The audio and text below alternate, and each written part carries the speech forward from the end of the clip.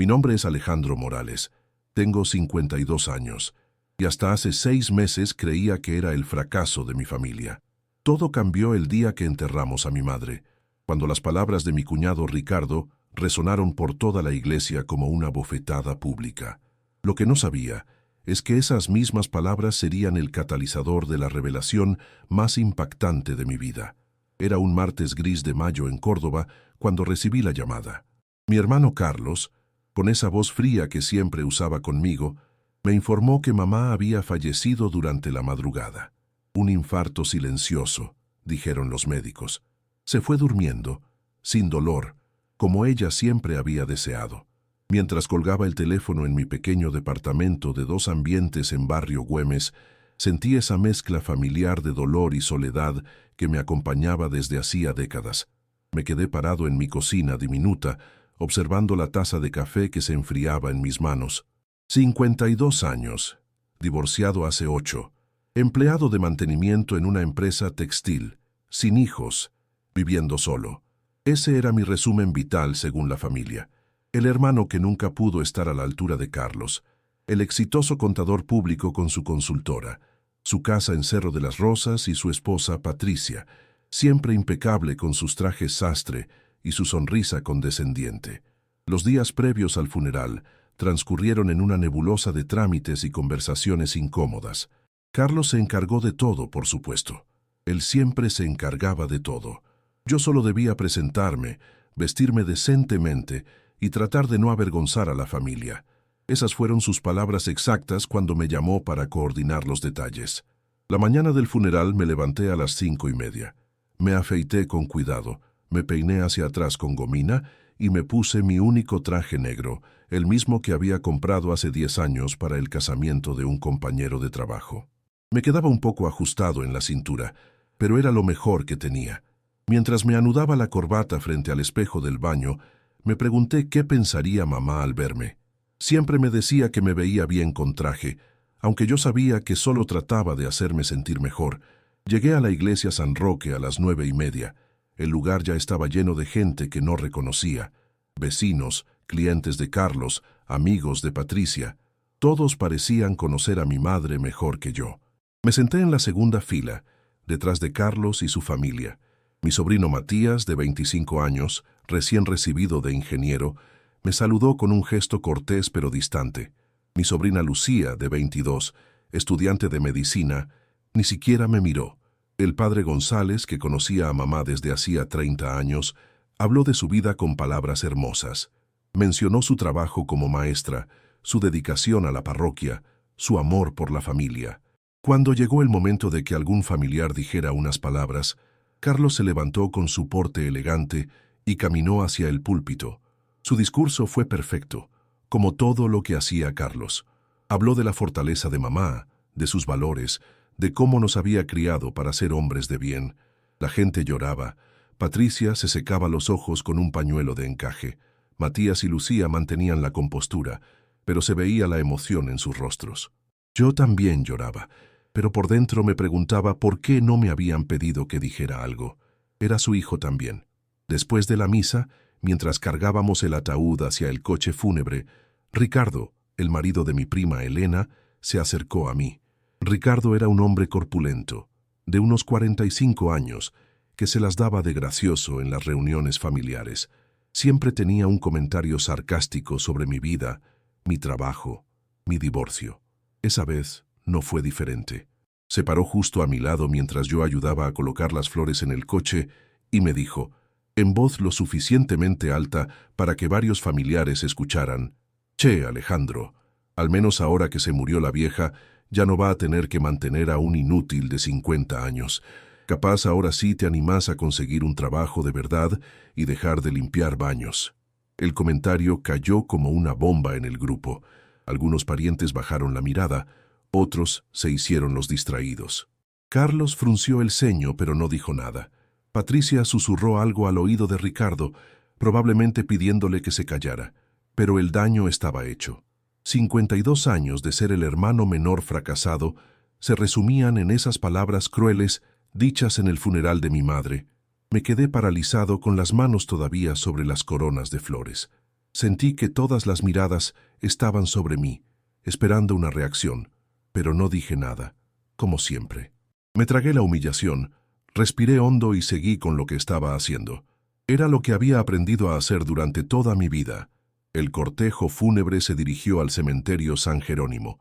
Durante el trayecto, sentado solo en mi viejo Renault Clio del 2005, no podía dejar de pensar en las palabras de Ricardo. Inútil. Esa palabra rebotaba en mi cabeza como una pelota de ping-pong. Tal vez tenía razón. Tal vez realmente era un fracaso. Nunca había logrado nada importante. Mi matrimonio con Sandra había terminado porque ella se cansó de mi poca ambición, según sus palabras. No tenía hijos, no tenía casa propia, no tenía ahorros significativos. En el cementerio, mientras bajaban el ataúd de mamá a la tierra, me quedé un poco apartado del grupo principal. Observaba a Carlos recibir las condolencias, a Patricia organizando quién iba a hablar en el momento final, a mis sobrinos consolando a sus primos. Yo era como un espectador en el funeral de mi propia madre. Cuando terminó la ceremonia, la mayoría de la gente se fue dispersando. Carlos se acercó a mí y me dijo que nos reuniríamos al día siguiente en su oficina para ver los temas de la herencia. No había mucho que dividir, según él. La casa donde había vivido mamá en barrio San Vicente tenía una hipoteca que prácticamente consumía todo su valor. Los únicos ahorros eran unos pesos en una caja de ahorro del Banco Córdoba. Nada del otro mundo. Esa noche, en mi departamento, me senté en el sillón de 2 cuerpos que había comprado usado en una feria y me puse a recordar. Mamá había trabajado como maestra durante 40 años. Nunca le faltó nada a la familia, pero tampoco sobraba mucho. Papá había muerto cuando yo tenía 28 años, y desde entonces ella había vivido sola en esa casa de 3 dormitorios que ahora parecía demasiado grande para lo poco que había dejado. Me serví un vaso de Fernet con coca y puse un disco de Rodrigo en el equipo de música. Mientras sonaba La mano de Dios, pensé en todas las veces que mamá me había defendido cuando Carlos me criticaba por no tener ambiciones.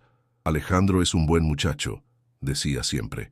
No todos tenemos que ser iguales, pero por dentro yo sabía que ella también hubiera preferido que fuera más como mi hermano. Al día siguiente llegué a la oficina de Carlos a las 3 de la tarde. Estaba ubicada en un edificio moderno sobre Avenida Colón, con recepcionista, aire acondicionado y esos sillones de cuero que hacen ruido cuando te sentás. Carlos tenía un despacho grande con vista a la ciudad y una biblioteca llena de códigos y libros de contabilidad. En las paredes había diplomas, certificados y fotos con políticos y empresarios. Patricia estaba ahí también, sentada en una silla al lado del escritorio de Carlos. Llevaba un vestido negro elegante y zapatos de taco alto. Matías y Lucía habían venido también, supuestamente para aprender sobre temas de herencias y sucesiones, como dijo Carlos. Yo me senté en la silla que quedaba libre, la más alejada del escritorio. Carlos abrió una carpeta manila y sacó algunos papeles. «Bueno, Alejandro», me dijo con esa voz profesional que usaba, «como te dije ayer, no hay mucho que dividir. La casa tiene una hipoteca de 80,000 pesos. En el banco hay unos 15,000 pesos. Los muebles y electrodomésticos no valen gran cosa. Por ley nos corresponde el 50% a cada uno, pero yo propongo que vos te quedes con los pesos del banco y yo me hago cargo de vender la casa y pagar la hipoteca. Total, después de los gastos no va a quedar prácticamente nada». Me pareció razonable. 15,000 pesos no era una fortuna, pero algo era algo. Le dije que estaba de acuerdo. Patricia sonrió con aprobación. Matías y Lucía parecían aburridos. Todo parecía muy simple y claro, pero entonces sonó el timbre de la oficina. La recepcionista anunció por el intercomunicador que había llegado el doctor Raúl Fernández, notario. Carlos frunció el ceño. «No esperaba a ningún notario», murmuró. Patricia lo miró con confusión. «¿Será que hay algo más que no sabíamos?», preguntó Matías. El doctor Fernández era un hombre mayor, de unos 70 años, con pelo blanco y anteojos de marco grueso. Llevaba un maletín de cuero viejo y tenía esa expresión seria que tienen los notarios cuando van a leer testamentos en las películas. Se presentó cortésmente y pidió permiso para sentarse. «Señores Morales», dijo con voz pausada, «vengo por encargo expreso de la señora Carmen Estela Morales, su madre». Hace 3 años ella vino a mi escribanía y me entregó un sobre lacrado con instrucciones específicas de abrirlo después de su fallecimiento, en presencia de sus 2 hijos. Carlos y yo nos miramos. Mamá nunca nos había mencionado nada sobre un testamento. Carlos le había preguntado varias veces si tenía todo en orden, y ella siempre decía que no tenía nada complicado que arreglar. El notario abrió su maletín y sacó un sobre amarillo, efectivamente lacrado con cera roja. Lo puso sobre el escritorio de Carlos y procedió a abrirlo con un cortaplumas pequeño. Adentro había varios documentos y lo que parecía ser una carta manuscrita. Antes de proceder con la lectura del testamento, dijo el doctor Fernández, debo informarles que la señora Carmen había estado trabajando conmigo durante los últimos 5 años en la organización de su patrimonio. Lo que ustedes conocían representaba solo una parte de sus bienes. Patricia se enderezó en su silla. Matías y Lucía dejaron de parecer aburridos. Carlos se quitó los anteojos y se los limpió nerviosamente. Yo sentí que se me hacía un nudo en el estómago. El notario comenzó a leer. Yo, Carmen Estela Morales, en pleno uso de mis facultades mentales y sin presiones de ningún tipo, declaro como mi última voluntad lo siguiente. Primero, reconozco que durante años permití que mi hijo Carlos creyera que conocía la totalidad de mis bienes, cuando en realidad he mantenido en reserva información que considero importante revelar solo después de mi muerte. Carlos se puso pálido. ¿De qué está hablando?, murmuró. El notario continuó. En 1985, cuando mi esposo Roberto enfermó de cáncer, decidimos vender discretamente unas tierras que habíamos heredado de mis padres en Jesús María. Con ese dinero compramos 3 departamentos en Nueva Córdoba como inversión a largo plazo. Carlos estaba ocupado con sus estudios universitarios y Alejandro apenas tenía 20 años, así que decidimos no contarles para evitar complicaciones familiares. La habitación quedó en silencio absoluto. Patricia tenía la boca abierta. Matías y Lucía se miraron entre ellos. Carlos parecía haber visto un fantasma. Yo no podía procesar lo que estaba escuchando. Los 3 departamentos, continuó el notario, están actualmente alquilados y generan ingresos mensuales de aproximadamente 40,000 pesos. Además, durante los últimos 20 años, he estado depositando estos alquileres en una cuenta de plazo fijo en el Banco Nación, que al día de hoy suma aproximadamente 2,800,000 pesos. Carlos se levantó bruscamente de su silla. Esto no puede ser cierto, dijo con voz temblorosa. Mamá vivía con la jubilación de maestra. Yo le pagaba los remedios, las cuentas. El doctor Fernández lo miró con paciencia y siguió leyendo. Sé que Carlos se preguntará por qué nunca le dije nada sobre estos bienes. La respuesta es simple. Durante años observé cómo trataba a su hermano Alejandro, con desprecio y condescendencia. Observé cómo le hacía creer que era un fracasado, que no servía para nada, que era una carga para la familia. Me quedé sin respiración. Las palabras de mamá desde la tumba me llegaban como un abrazo que había estado esperando durante décadas. Carlos, siguió la carta, vos crees que sos exitoso, pero yo sé la verdad. Hace 2 años Patricia vino a visitarme y me contó, llorando, que ustedes tienen deudas por más de 500,000 pesos. La consultora está quebrada, pero vos seguís haciendo como que todo anda bien. Los préstamos que pediste usando la casa como garantía, los cheques sin fondo, las deudas con la AFIP. Yo lo sé todo. Patricia se puso roja como un tomate. Carlos se dejó caer en su silla y se cubrió la cara con las manos. Matías y Lucía parecían haber envejecido 10 años en 2 minutos. Por eso, continuó el notario, he decidido dejar la totalidad de mis bienes a mi hijo Alejandro, los 3 departamentos, los ahorros y la casa de San Vicente libre de hipoteca, porque la hipoteca nunca existió. Era una historia que inventé para que Carlos no sospechara que tenía dinero guardado. No podía creer lo que estaba escuchando. Toda mi vida había sido una mentira. No era el fracasado de la familia. Mamá me había estado protegiendo todo este tiempo. Alejandro, leía el notario con la voz de mamá, espero que cuando escuches esto entiendas que nunca fuiste un fracaso. Fuiste el hijo que me visitaba todos los domingos, el que me llevaba a hacer las compras cuando no podía manejar, el que me arreglaba la canilla que goteaba y me cambiaba las lamparitas quemadas. Carlos venía solo cuando necesitaba algo o cuando quería demostrar lo exitoso que era. Vos venías porque me querías. Sentí que los ojos se me llenaban de lágrimas. Todas esas tardes de domingo, tomando mate en el patio de mamá, escuchándola contar historias de cuando era maestra, ayudándola con las plantas del jardín. Yo pensaba que era poco. Ella sabía que era todo. El doctor Fernández siguió leyendo. Hay una última cosa, Alejandro. En el cajón de mi mesa de luz vas a encontrar una caja de zapatos. Adentro están todas las cartas que me escribiste cuando vivías con Sandra, antes de que se divorciaran. También están los dibujos que me hiciste cuando eras chico, las fotos de cuando íbamos a pescar al río con tu papá, y una carpeta con todos los recortes de diarios donde aparecía tu nombre cuando jugabas al fútbol en el club de barrio. Para mí, sos mi orgullo. Siempre lo fuiste. Ya no podía contener las lágrimas. Lloraba como no había llorado desde el funeral de papá. Todo este tiempo había creído que era una decepción para mamá, y resulta que ella había guardado cada recuerdo mío como si fuera un tesoro. Carlos finalmente habló, con voz quebrada. Esto no puede ser legal. Tiene que haber algún error. El notario lo miró con frialdad profesional. Señor Morales, todo está perfectamente en regla. Su madre vino a mi escribanía en múltiples ocasiones durante 3 años. Cada documento fue firmado en presencia de testigos. La evaluación psicológica está adjunta. No hay ningún error. Patricia se levantó y salió de la oficina sin decir una palabra. Matías y Lucía la siguieron. Carlos se quedó sentado, mirando la carpeta de documentos como si fuera una bomba a punto de explotar. «Hay algo más», dijo el notario. Su madre dejó instrucciones de que si usted, señor Carlos, desea impugnar el testamento, el señor Alejandro puede usar cualquier suma necesaria de la herencia para contratar los mejores abogados del país. Ella sabía que usted podría reaccionar así. Carlos me miró por primera vez en toda la reunión. Vi en sus ojos una mezcla de ira, tristeza y algo parecido al respeto. «Alejandro», me dijo finalmente, «yo no sabía, yo pensé que...»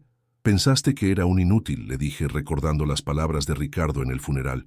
«Pensaste que mamá te decía todo. Pensaste que eras el hijo perfecto». Carlos asintió lentamente. «Sí», admitió. «Eso pensaba». El notario terminó de explicar todos los aspectos legales. Los departamentos estaban a nombre de una sociedad anónima que mamá había creado, y yo era el único beneficiario. Los inquilinos eran de total confianza. Llevaban años viviendo ahí. Los contratos estaban al día, todo perfectamente organizado. Cuando salimos de la oficina de Carlos, ya era de noche.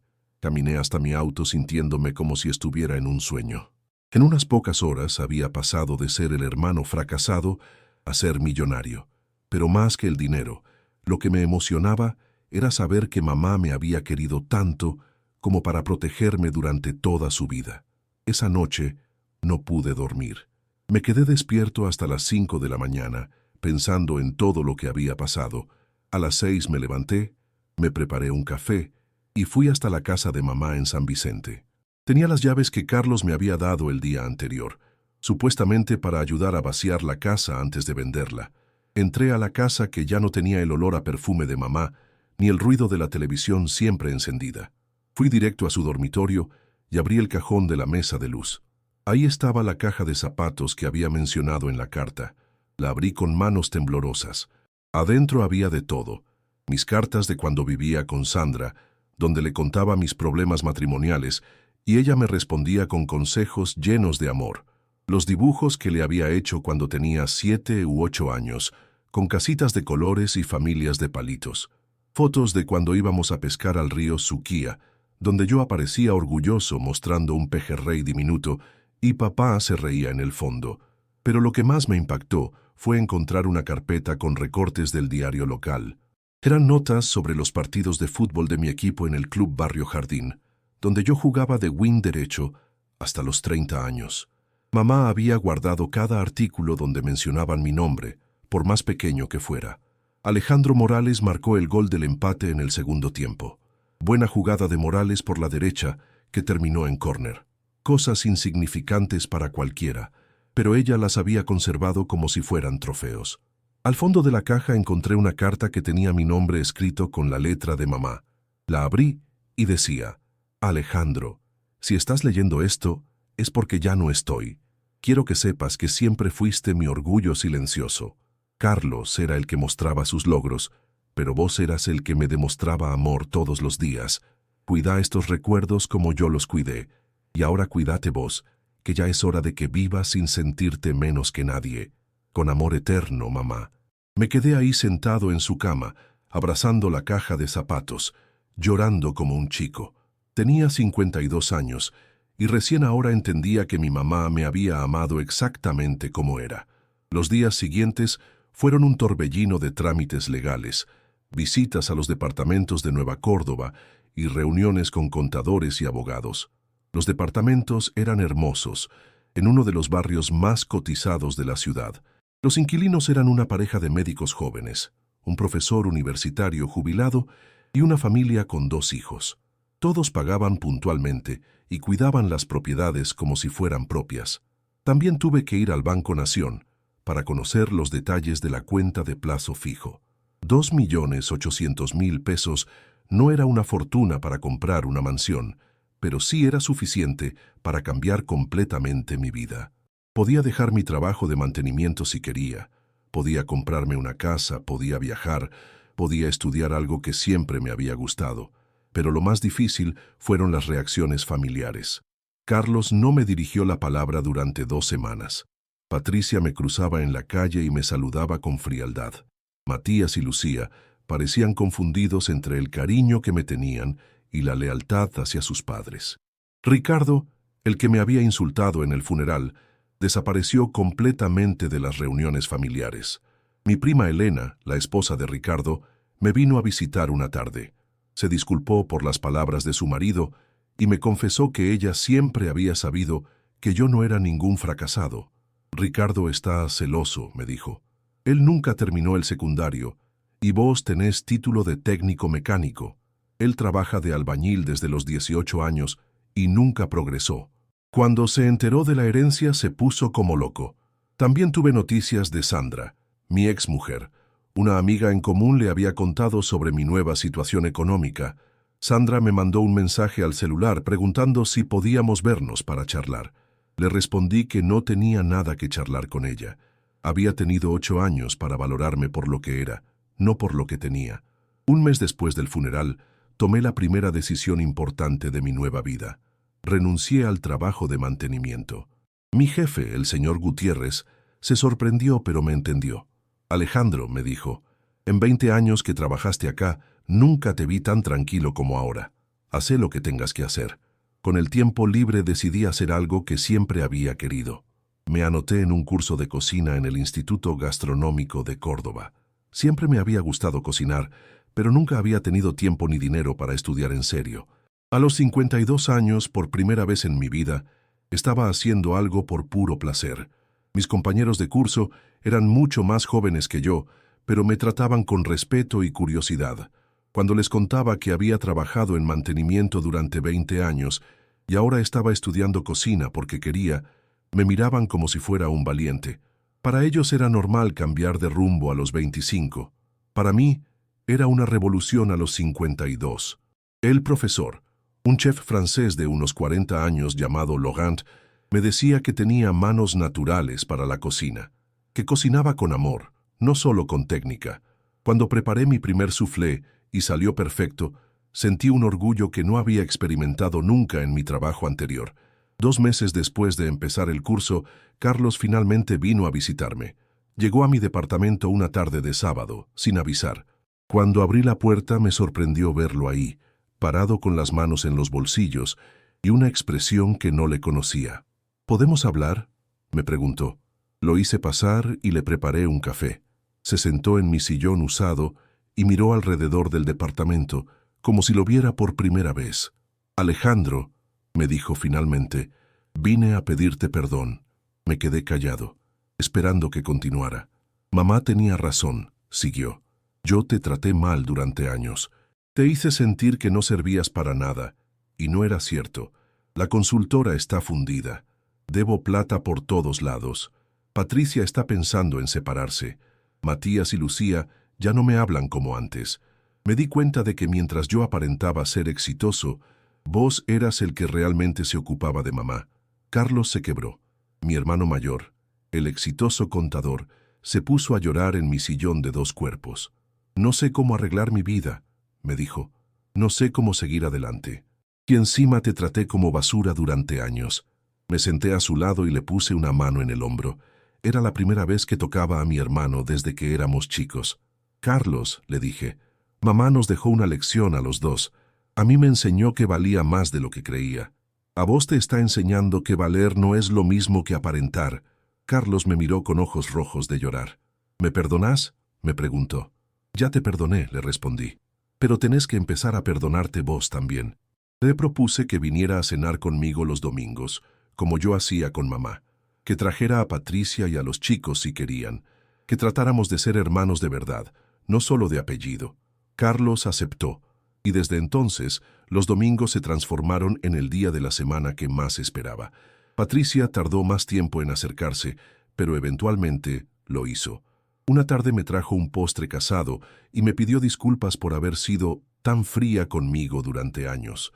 Me contó que ella también se había sentido presionada por mantener las apariencias de familia perfecta y que eso la había vuelto dura con todo el mundo.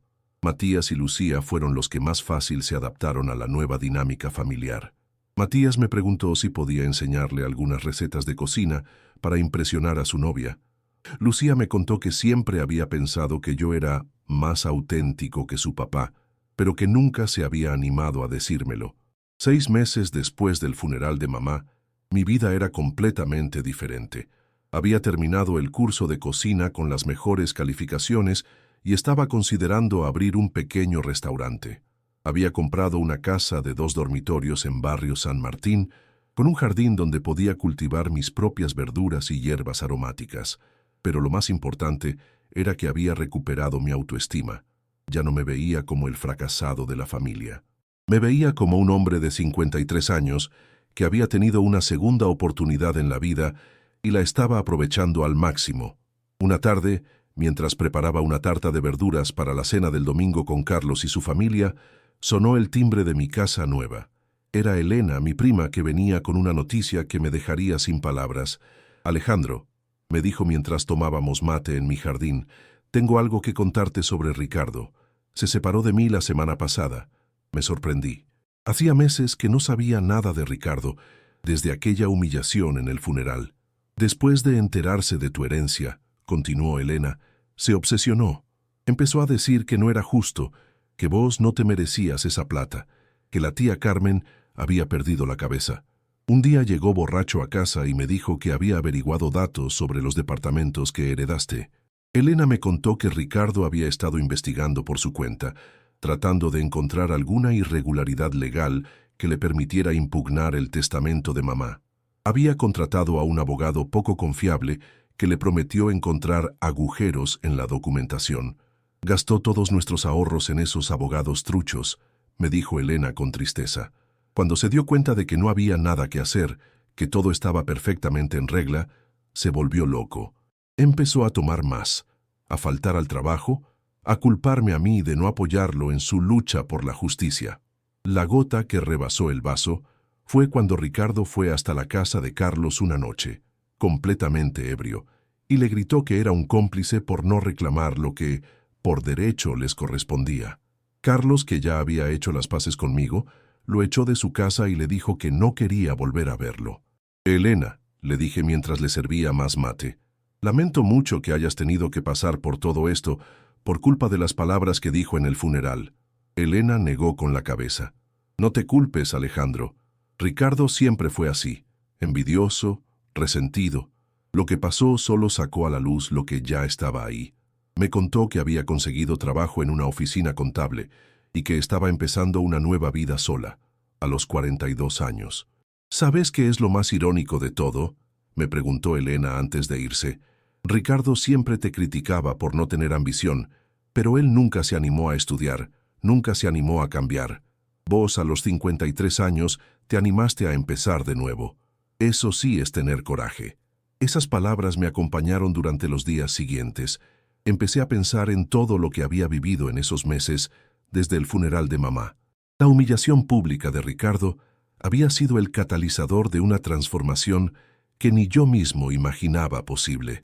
Una semana después de la visita de Elena, mientras practicaba una receta de ñoquis caseros que había aprendido en el curso, recibí una llamada inesperada. Era Laurent, mi profesor de cocina. «Alejandro», me dijo con su acento francés, «tengo una propuesta para vos. Hay un local en venta en Barrio Güemes, cerca de donde vivís. Es chiquito, pero tiene todo lo necesario para un bistró. El dueño anterior quebró, pero no por la ubicación, sino por mala administración. ¿Te interesaría que lo vayamos a ver juntos?» Mi corazón empezó a latir más fuerte.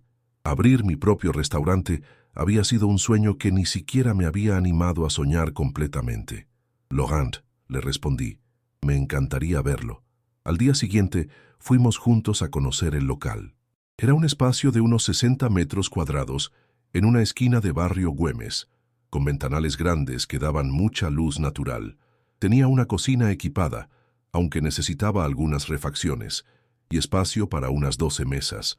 El precio era razonable, y con los ahorros de mamá podía comprarlo sin problemas. «Este lugar tiene alma», me dijo Laurent mientras imaginábamos la distribución de las mesas. «Podés hacer un menú simple pero de calidad, comida casera con técnica profesional. Esa es tu fortaleza». Esa noche no pude dormir de la emoción. Me quedé despierto hasta las 4 de la mañana haciendo números, pensando en nombres para el restaurante, imaginando el menú. Por primera vez en mi vida tenía un proyecto propio, algo que me apasionaba de verdad. A la mañana siguiente llamé a Carlos y le conté sobre la oportunidad del local. Para mi sorpresa, se mostró entusiasmado. «Alejandro», me dijo, «si necesitas ayuda con los números, con los trámites legales, con lo que sea, contá conmigo. Quiero ayudarte como vos me ayudaste a mí». También se lo conté a Patricia cuando vino el domingo a cenar. Ella, que había estudiado diseño de interiores antes de casarse, se ofreció a ayudarme con la decoración del lugar. «Podemos hacer algo cálido, familiar», me sugirió. «Que la gente se sienta como en la casa de la abuela». Matías me propuso crear una página web y manejar las redes sociales del restaurante. «Tío», me dijo, «la comida casera bien hecha está de moda. Si logramos mostrar tu cocina en Instagram, va a ser un éxito». Lucía me ofreció ayudarme los fines de semana como moza mientras terminaba sus estudios de medicina. «Necesito ganar algo de plata extra», me dijo, «y prefiero trabajar para la familia». En 2 semanas había armado un equipo de trabajo familiar que jamás imaginé posible. La misma familia que 6 meses antes me consideraba un fracaso, ahora estaba invirtiendo tiempo y energía en mi proyecto. Compramos el local en enero del año siguiente. Durante febrero y marzo, trabajamos todos juntos en las refacciones y la decoración. Carlos me ayudó a organizar los aspectos legales y contables. Patricia eligió los colores de las paredes y ayudó con la distribución de las mesas. Matías diseñó el logo y armó las redes sociales. Lucía me ayudó a practicar el servicio y a calcular los tiempos de cocina. El 15 de abril abrimos la Mesa de Carmen, en honor a mamá. El nombre había sido idea de Carlos, y cuando me lo propuso, se me llenaron los ojos de lágrimas. «Mamá se hubiera sentido orgullosa», me dijo. La primera semana fue un caos controlado. Tuve que cocinar, atender, cobrar y resolver problemas técnicos al mismo tiempo. Pero la gente respondió de manera increíble. Los vecinos empezaron a venir regularmente. Las redes sociales funcionaron mejor de lo esperado. Para el final del mes, ya tenía que tomar reservas para los fines de semana. Un día, mientras preparaba mi especialidad de milanesas de pollo con puré casero, entró una mujer mayor que me resultó familiar. Era la señora Rosario, una vecina de mamá que había estado en el funeral. «Alejandro», me dijo después de probar la comida, «tu mamá estaría tan orgullosa de verte. Siempre decía que vos tenías manos de oro para cocinar». Recordó cuando le llevabas empanadas caseras los domingos.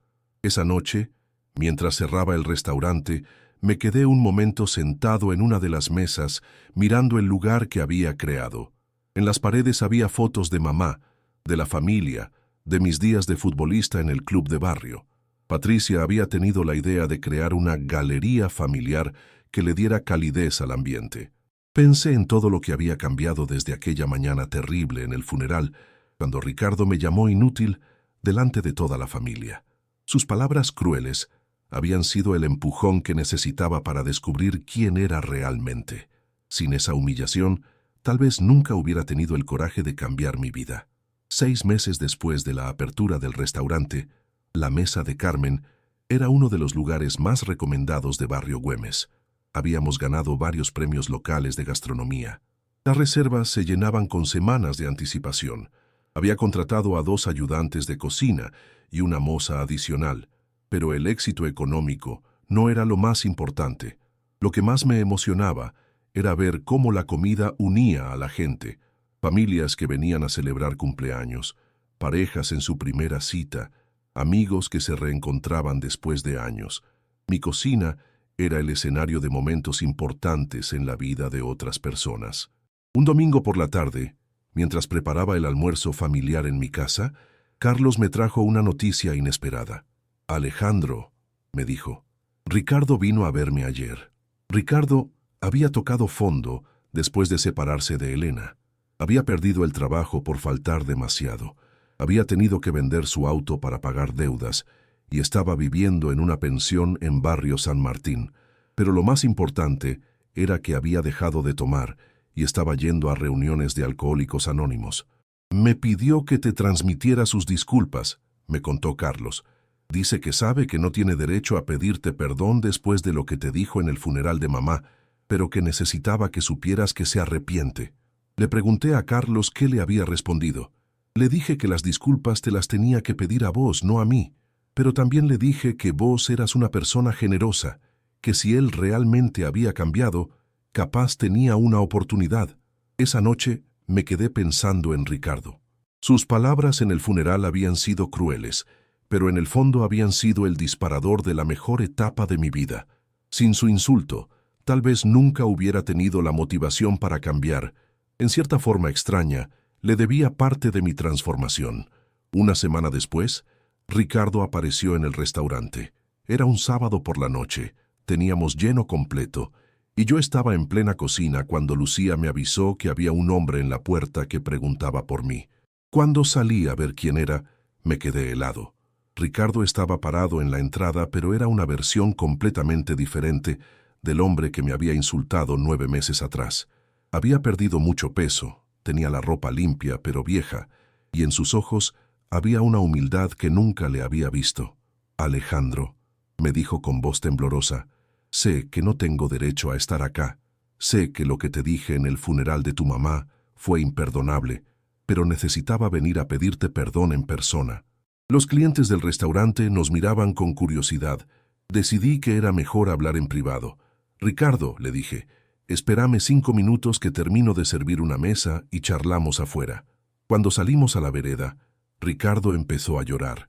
«Alejandro», me dijo, «yo era un resentido, un envidioso. Te traté mal durante años porque me hacías sentir chiquito. Vos eras bueno con todo el mundo, generoso, tranquilo. Yo siempre fui un amargado que se desquitaba con los demás». Le dije que se calmara, que respirara hondo. «Ricardo», le pregunté, ¿realmente cambiaste o solo querés que te perdone porque estás mal? Me miró a los ojos y me respondió con una sinceridad que me sorprendió. «Las dos cosas. Estoy mal, muy mal. Pero también entendí que el problema no eras vos, ni tu herencia, ni tu suerte. El problema era yo, mi resentimiento, mi envidia, mi incapacidad de alegrarme por el éxito ajeno». Hablamos durante 1 hora en la vereda del restaurante. Ricardo me contó sobre su alcoholismo, sobre cómo había arruinado su matrimonio con Elena, sobre los meses que había pasado culpando a todo el mundo, menos a sí mismo por sus fracasos. «¿Sabes qué me dolió más de todo?», me preguntó al final de la conversación. «No fue perder a Elena, ni quedarme sin plata, ni tener que vivir en una pensión. Fue darme cuenta de que había desperdiciado años odiando a una persona que no me había hecho nada malo. Cuando me pidió perdón por 3ª vez esa noche, le dije algo que ni yo mismo esperaba decir. «Ricardo, yo te perdono. Pero más importante que mi perdón es que vos te perdones a vos mismo y que no vuelvas a ser esa persona». Le ofrecí ayudarlo a conseguir trabajo. En el restaurante no tenía lugar, pero conocía a varios comerciantes del barrio que necesitaban empleados. Ricardo aceptó agradecido, pero me pidió un favor adicional. «¿Podría venir una vez por semana a comer acá?», obviamente pagando, pero me haría bien ver que se puede salir adelante, que se puede cambiar de vida a cualquier edad. Le dije que era bienvenido cuando quisiera, y cumplió su palabra. Todos los martes, al mediodía, Ricardo venía al restaurante, pedía el menú del día, comía en silencio, y se iba dejando una propina generosa. Nunca me molestó, nunca trató de entablar conversaciones largas. Solo venía, comía mi comida y se iba.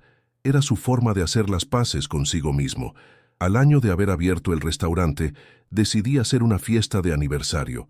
Invité a toda la familia, a los clientes habituales, a mis compañeros del curso de cocina, a Laurent.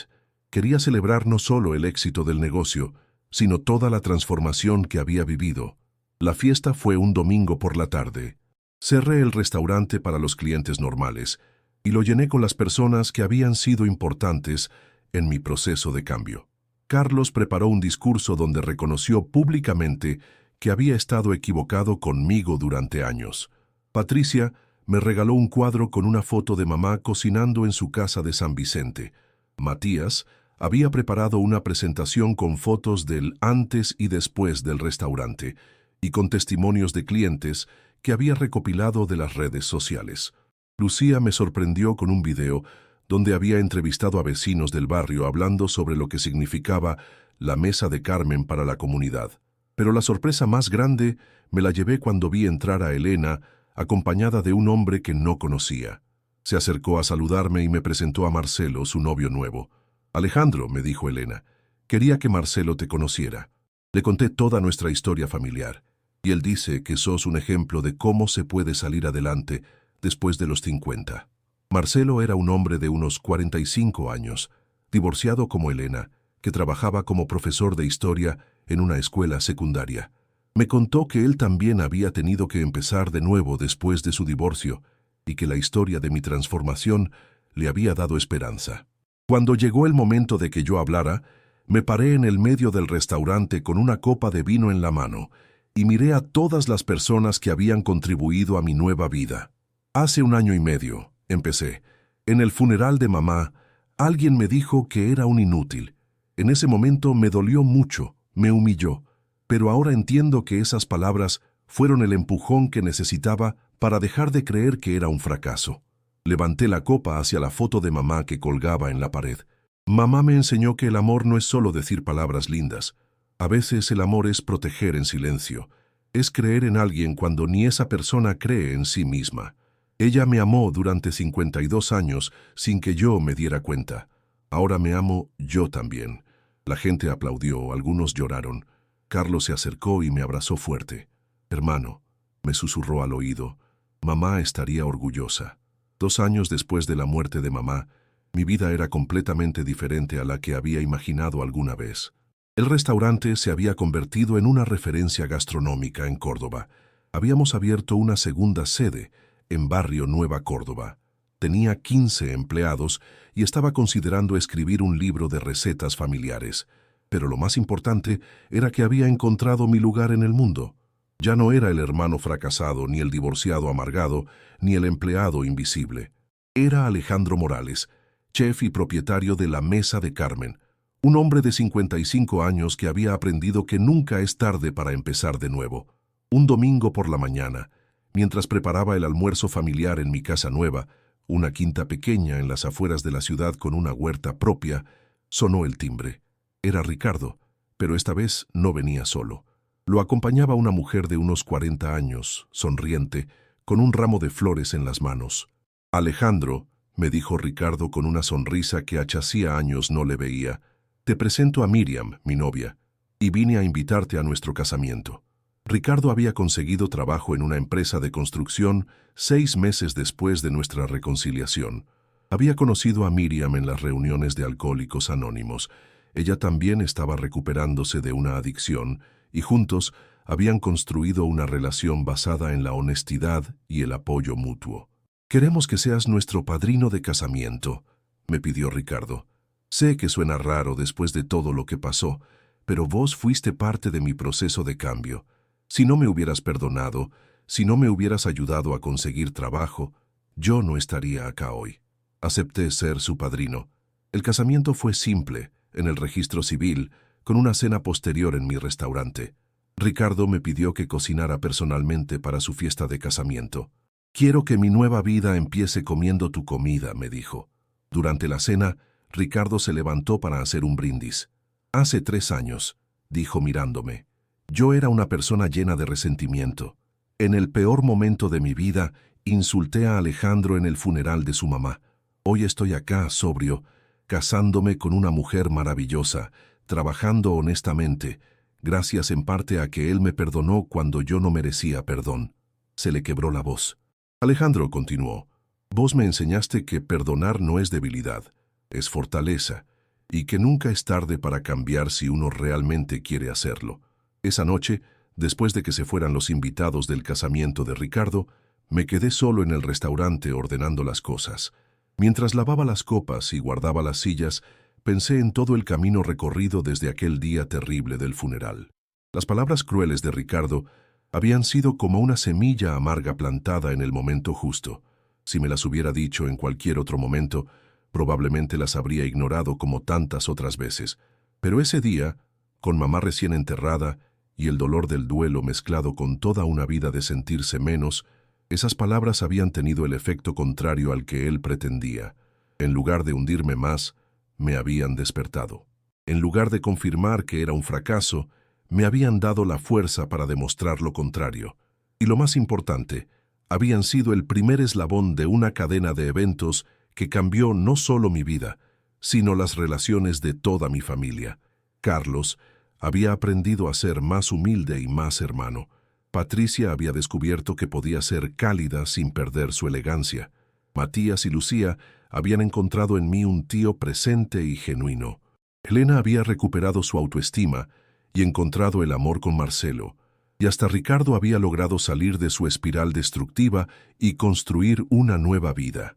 3 años después del funeral de mamá, en una tarde de domingo otoñal en Córdoba, mientras regaba las plantas de mi huerta y esperaba que llegaran Carlos y su familia para el almuerzo semanal, recibí una llamada que no esperaba. Era el doctor Fernández, el notario que había leído el testamento de mamá. «Señor Morales», me dijo con su voz pausada, «tengo algo más que entregarle. Su madre me había dado instrucciones de esperar exactamente 3 años después de su fallecimiento para darle esto». Me citó en su escribanía para el día siguiente.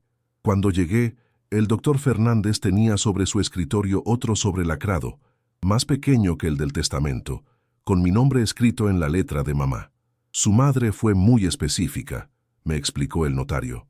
«Dijo que usted necesitaría 3 años para procesar todo lo que había pasado, para encontrar su camino, y que recién entonces estaría listo para recibir esto».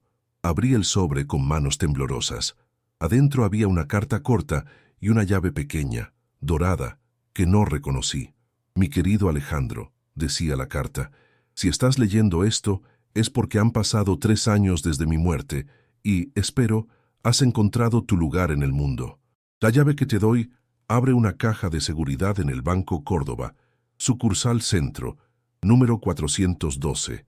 Adentro vas a encontrar algo que guardé para vos durante 30 años, esperando el momento justo para que lo tuvieras.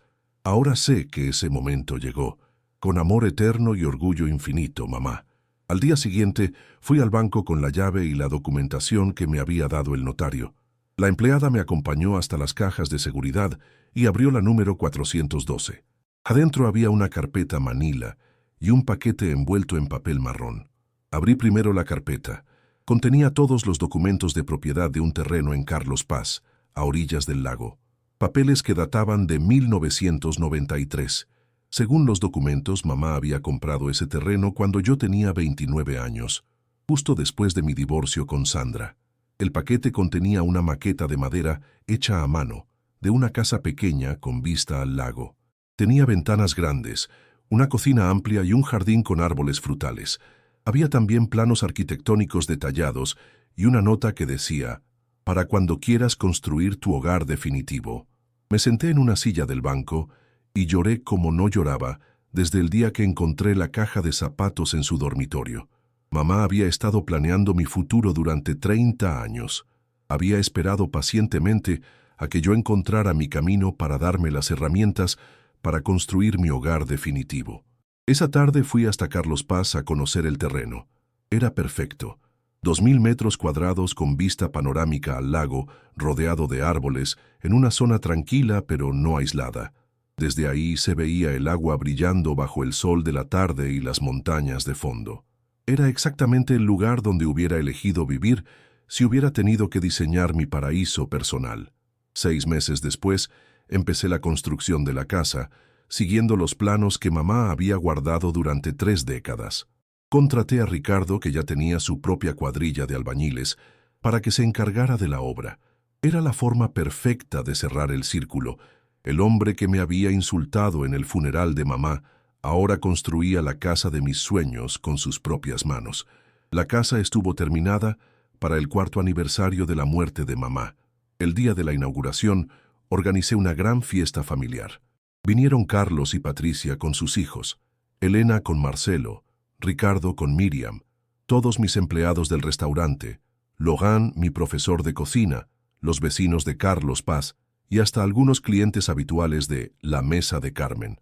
Durante la fiesta, mientras todos disfrutaban del asado que había preparado en la parrilla nueva del jardín, me escapé un momento a la cocina de la casa. Era amplia, luminosa, con una ventana grande que daba al lago. Era el lugar perfecto para seguir creando las recetas que hacían feliz a la gente. Carlos entró a la cocina y me encontró parado junto a la ventana, mirando el lago. «¿Estás bien, hermano?», me preguntó. «Estoy perfecto», le respondí. «Por primera vez en mi vida estoy exactamente donde quiero estar, siendo exactamente quien quiero ser». Carlos se paró a mi lado y también miró hacia el lago. «¿Te acordás?», me dijo, «cuando éramos chicos y mamá nos llevaba a pescar al río? Vos siempre decías que cuando fueras grande ibas a vivir cerca del agua». Me acordaba perfectamente. Yo tendría 8 años, Carlos 10. Habíamos ido a pescar un domingo con mamá y papá. Yo había dicho que quería vivir en una casa con vista al río para poder pescar todos los días. Mamá me había revuelto el pelo y me había dicho, «Tal vez algún día, mi amor, tal vez algún día». Mamá se acordaba, le dije a Carlos. Se acordó durante 30 años de un comentario que hice cuando tenía 8 años. Esa noche, cuando se fueron todos los invitados, me quedé solo en mi casa nueva. Era la primera vez que dormía ahí. Me senté en el living con vista al lago, con una copa de vino y el disco de Rodrigo que solía escuchar en mis noches de soledad en el departamento de Barrio Güemes. Pero esta vez no era una noche de soledad, era una noche de plenitud. Había llegado a los 56 años y finalmente había encontrado mi lugar en el mundo. Tenía un trabajo que me apasionaba, una familia que me respetaba, amigos que me valoraban, una casa que era mi refugio perfecto. Pensé en mamá, y por primera vez desde su muerte no lloré, solo sonreí. «Gracias, ma», le dije al lago que brillaba bajo la luna llena. «Gracias por creer en mí cuando ni yo mismo creía. Gracias por protegerme todos estos años. Gracias por esperarme hasta que estuviera listo». Al día siguiente, lunes por la mañana, manejé desde Carlos Paz hasta Córdoba para abrir el restaurante como todos los días. Pero esta vez era diferente. No iba a trabajar por necesidad o por rutina. Iba porque era mi elección, porque era lo que me hacía feliz. Durante el viaje, mientras miraba el paisaje de las sierras cordobesas bajo el sol de la mañana, recordé las palabras exactas que Ricardo me había gritado en el funeral de mamá 4 años atrás.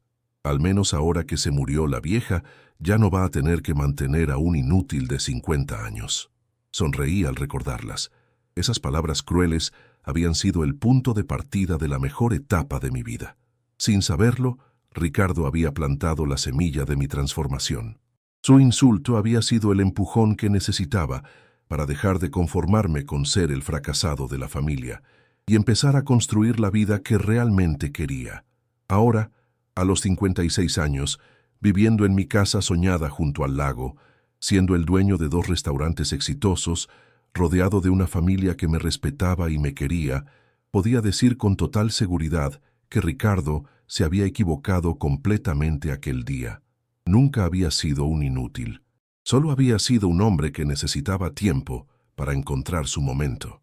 Y mamá, con su sabiduría infinita y su amor incondicional, había sabido esperarme hasta que ese momento llegara. El algoritmo de la vida, como el de YouTube, que ahora manejo para promocionar mis restaurantes, no busca el éxito perfecto para cada persona. Busca a la persona perfecta para cada tipo de éxito. Y yo, finalmente, había encontrado el éxito que estaba hecho para mí.